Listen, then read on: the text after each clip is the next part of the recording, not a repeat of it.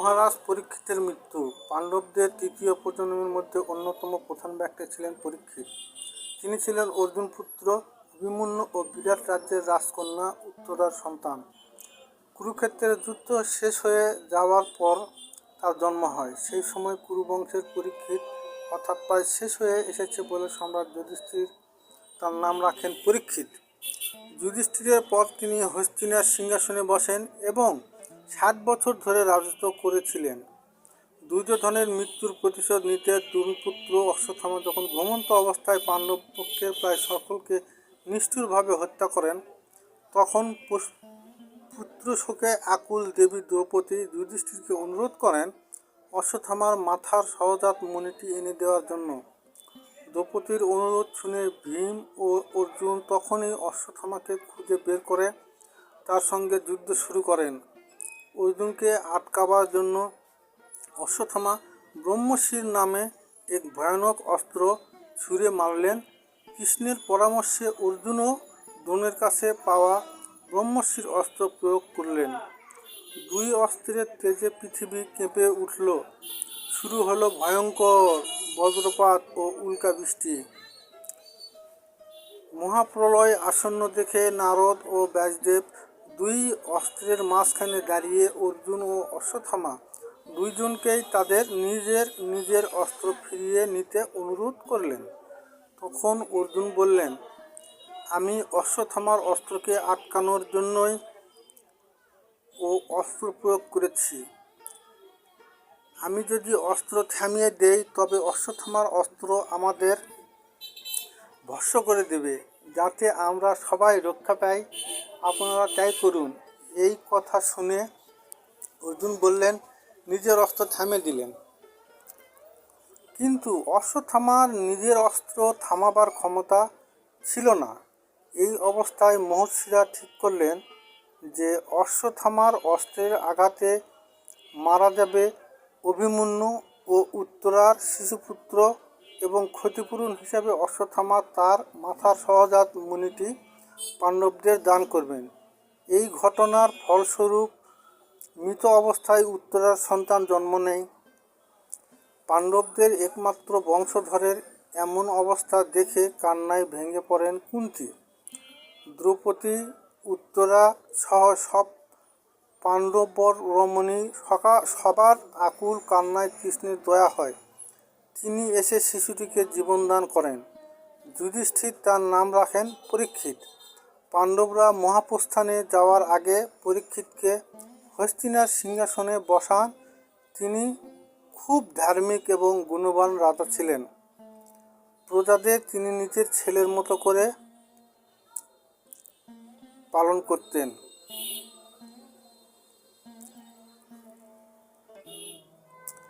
এভাবে কিছুদিন চলার পর একদিন মহারাজ পরীক্ষিত মৃগয়া করতে গেলেন।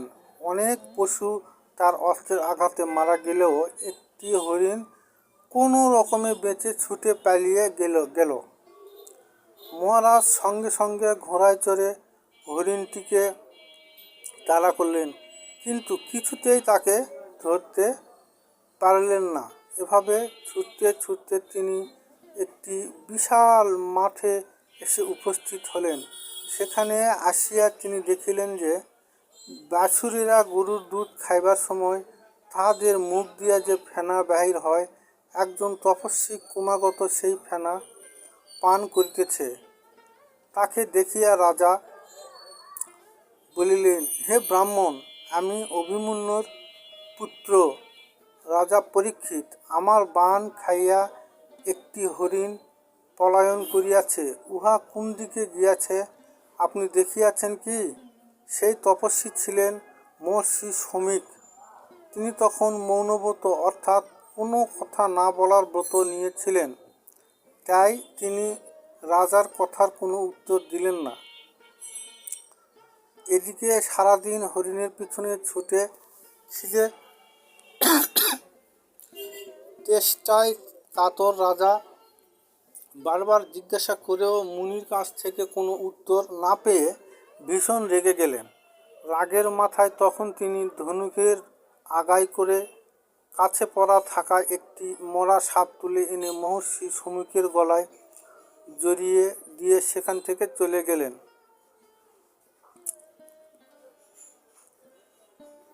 মহর্ষি শমীক খুব ভালো করেই রাজা পরীক্ষিতকে চিনতেন ও তার স্বভাবের কথা জানতেন, তাই তিনি এই ঘটনার পরেও কিছুমাত্র রাগ করলেন না। কিন্তু মুনির ছেলে শৃঙ্গী ছিলেন খুব রাগী মানুষ। তিনি তখন তপস্যা করতে গিয়েছিলেন। সেখানে থেকে ফেরার পথে এক ঋষিপুত্রের মুখে বাবার এই অপমানের কথা সব শুনে তিনি রাগে জ্বলে উঠলেন। এই ঘটনায় মহারাজ পরীক্ষিত জড়িয়ে আছেন তা জেনে তিনি অভিশাপ দিলেন যে, দুষ্টু আমার বাবাকে এমন অপমান করেছে, আজ থেকে 7 দিন পরে তক্ষক নামে ভয়ঙ্কর বিষধর সাপের কামড়ে তার মৃত্যু হবে।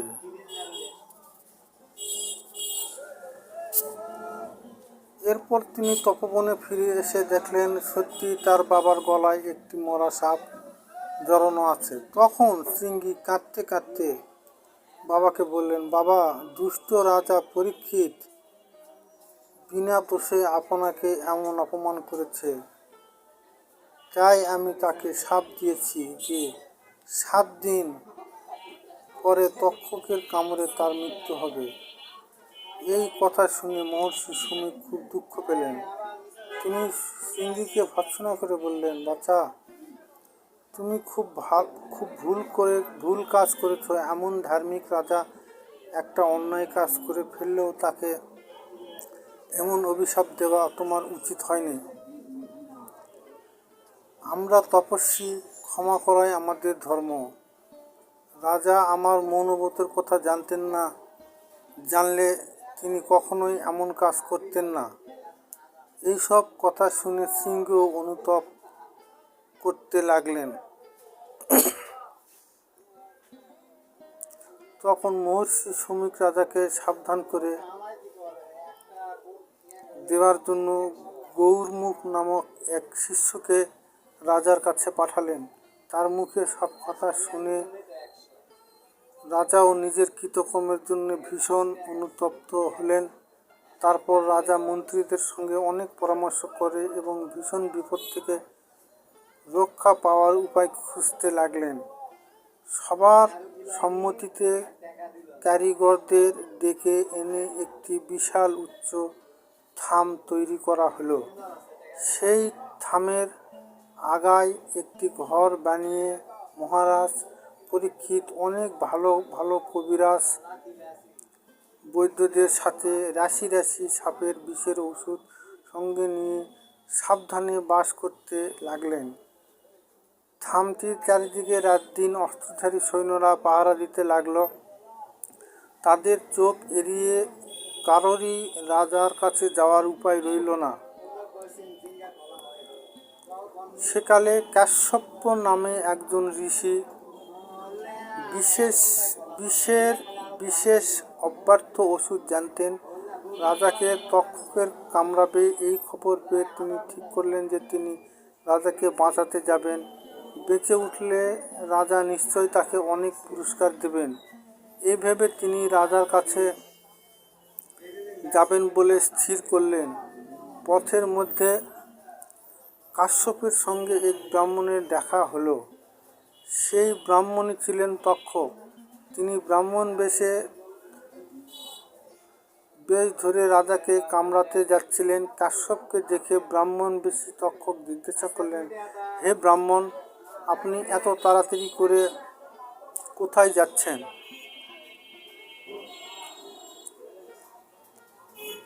কাশ্যপ উত্তর দিলেন, আমি শুনেছি যে রাজা পরীক্ষিতকে তক্ষক নামে ভয়ানক সাপ কামড়াবে। আমি সাপের বিষের ওষুধ জানি, তাই আমি রাজাকে বাঁচাতে যাচ্ছি। এই কথা শুনে তক্ষক বললেন, হে ব্রাহ্মণ, আমি সেই তক্ষক। আমি যদি কাউকে কামড়াই তাহলে কেউ তাকে রক্ষা করতে পারে না। তাই আপনি বৃথাই এত পরিশ্রম করছেন, আপনি ঘরে ফিরে যান। কাশ্যপ বললেন, আমি নিশ্চয় রাজাকে বাঁচাতে পারব, তাতে কোনো সন্দেহ নেই। তক্ষক বললেন, যদি সত্যি আপনার এত ক্ষমতা থাকে তবে আমি এই বটগাছটিকে কামড়াচ্ছি, দেখি আপনি একে বাঁচাতে পারেন কি না।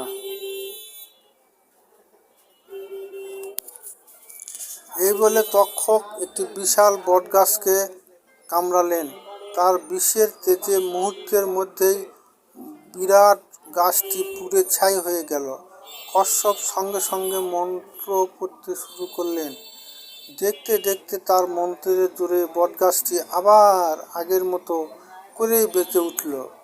কশ্যপের অদ্ভুত ক্ষমতা দেখে আশ্চর্য হয়ে তক্ষক তাকে বললেন, মুনিবর, আপনার ক্ষমতা দেখে আমি অবাক হয়ে গেছি, কিন্তু রাজা পরীক্ষিতের নিয়তি এটাই যে তার এভাবেই মৃত্যু হবে। আমি বরং আপনাকে আপনার প্রয়োজন মতো অর্থ দান করছি, আপনি তা নিয়ে বাড়ি ফিরে যান। কাশ্যপের প্রয়োজন ছিল অর্থ, শুধু অর্থ। তাই তিনি তক্ষকের কথা শুনে তার দেওয়া অর্থ নিয়ে ফিরে গেলেন। কশ্যপের ফিরিয়ে দিয়ে তক্ষক হস্তিনায় এসে দেখলেন যে সরাসরি মহারাজ পরীক্ষিতকে কামড়ানোর কোনো উপায় নেই।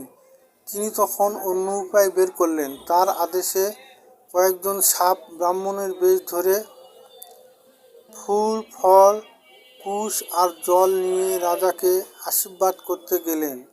আর তক্ষক একটি ছোট পোকার রূপ ধরে একটি ফলের মধ্যে লুকিয়ে রইলেন। ব্রাহ্মণদের আসার উদ্দেশ্য শুনে সৈন্যরা তাদের আটকাল না। ব্রাহ্মণবেশী সাপেরা তখন রাজাকে আশীর্বাদ করে সেই ফলটি দিয়ে বিদায় নিলেন। রাজা তখন ফলটি খেতে গিয়ে দেখলেন ফলটির ভিতর থেকে একটি ছোট পোকা বেরিয়ে আসছে, আর তার শরীর তামার মতো, চোখ দুটি কালো। এদিকে সেই দিনের সূর্য অস্ত গেলেই 7 দিন পূর্ণ হয়ে এবং রাজার বিপদ কেটে যায়। রাজা দেখলেন সূর্য তখন অস্তে যাচ্ছে। তা দেখে রাজার ভয় অনেকটা কমে যাওয়াতে তিনি মজার ছলে বললেন, এখন আর আমার বিষের ভয় নাই। এখন যদি এই পোকায় তক্ষক হয়ে আমাকে কামড়ায় তবে আমার পাপও কাটে, মুনির কথাও রক্ষা হয়। এই বলে তিনি পোকাটিকে নিজের গলায় রেখে হাসতে লাগলেন, আর সঙ্গে সঙ্গে ছোট্ট পোকাটি এক বিশাল সাপে পরিণত হয়ে গর্জন করতে করতে রাজার গলা জড়িয়ে ধরে তাকে কামড়ে দিল। বিষের তেজের সাথে সাথেই মহারাজ পরীক্ষিতের মৃত্যু হল। এইভাবে পরীক্ষিতের মৃত্যু হওয়ার পর হস্তিনার সিংহাসনে বসেন তার ছেলে জন্মেঞ্জয়।